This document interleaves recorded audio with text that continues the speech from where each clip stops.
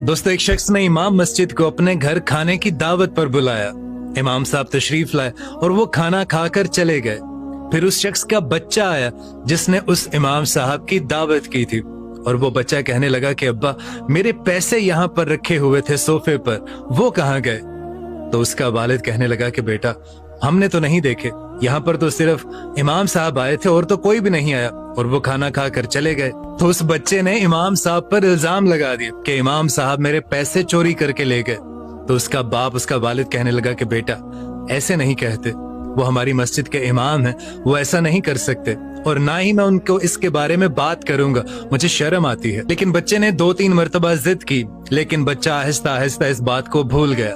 और फिर 1 साल के बाद दोबारा से वो शख्स इमाम साहब की दावत करता है खाने पर। इमाम साहब तशरीफ लाते हैं, लेकिन फिर बच्चा तो बच्चा है, बच्चा कहने से बाज नहीं आया। और वो बच्चा इमाम साहब से कहने लगा कि इमाम साहब, जब आप पिछले साल हमारे घर दावत पर आए थे, तब मेरे बहुत सारे पैसे इस सोफे पर पड़े हुए थे, लेकिन आपके जाने के बाद वो पैसे मुझे आज तक नहीं मिले। और बच्चे की इस बात को सुनकर इमाम साहब ज़ारो कितार रोने लगे, और वो कहने लगे कि मैं इस बात पर नहीं रो रहा हूँ कि बच्चा मुझ पर इल्जाम लगा रहा है, मैं इस बात पर रो रहा हूँ कि जब मैं पिछली बार आपके घर दावत पर आया था तो मैंने देखा था कि सोफे पर बहुत सारे पैसे पड़े हुए थे, लेकिन उन बहुत सारे पैसों को मैंने जमा किया, और तुम्हारे कमरे में जो कुरान शरीफ पड़ा था, उसके जो गिलाफ है, उसका जो कपड़ा था, मैंने सारे पैसे समेट कर उस गिलाफ, उस कुरान मजीद के कपड़े में रख दिए थे, ये सोचकर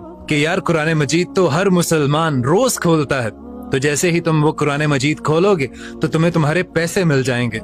लेकिन मुझे रोना इस वक्त इस बात पर आ रहा है कि 1 साल गुजर गया, पूरा 1 साल गुजर गया, लेकिन तुमने आज तक कुरान पाक ही नहीं खोला, शायद इसीलिए तुम्हें तुम्हारे पैसे नहीं मिले। और पता है, यही हाल हमारा भी है। हम हर रमजान में कुरान पाक को खोलते हैं और फिर समझते हैं कि बस हमारा फर्ज खत्म हो गया।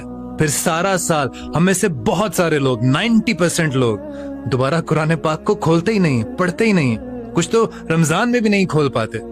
ये हाल हो चुका है हमारा इस वक्त, जबकि कुरान पाक में अल्लाह ताला खुद इरशाद फरमाता है कि तुम कुरान पाक को मजबूती से थाम कर रखो। और दूसरी तरफ हमारे पैगंबर, हमारे नबी करीम सल्लल्लाहु अलैहि वसल्लम ने इरशाद फरमाया कि मैं तुम्हारे दरमियान दो चीजें छोड़कर जा रहा हूं, इनको मजबूती से थामे रखना, एक कुरान मजीद और दूसरा मेरी सुन्नत। लेकिन हम हर तरफ से, हर तरह से भटक चुके हैं। कुरान मजीद हमने कोस पढ़ते हैं तो समझ के नहीं पढ़ते,